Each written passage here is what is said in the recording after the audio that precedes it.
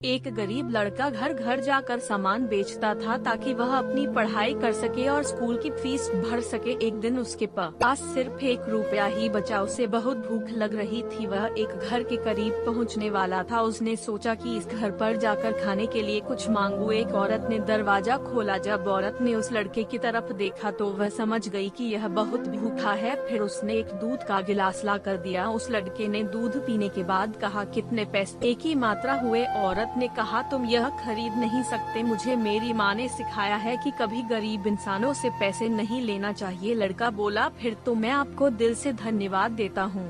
और कहा, अब मैं शारीरिक रूप से ही स्वस्थ नहीं हूँ बल्कि मेरी परमात्मा में भी आस्था बढ़ी है। उस लड़के का नाम हावर्ड कैली था। बहुत साल बीत गए। एक दिन उस औरत की तबीयत बिगड़ गई। स्थानीय डॉक्टर भी उसकी मदद नहीं कर पाए, इसलिए उन्होंने उसे बाहर शहर में भेज दिया ताकि उसकी बीमारी का सही ढंग से इलाज हो सके। उस हॉस्पिटल में इलाज के लिए डॉक्टर हावर्ड कैली को बुलाया गया था।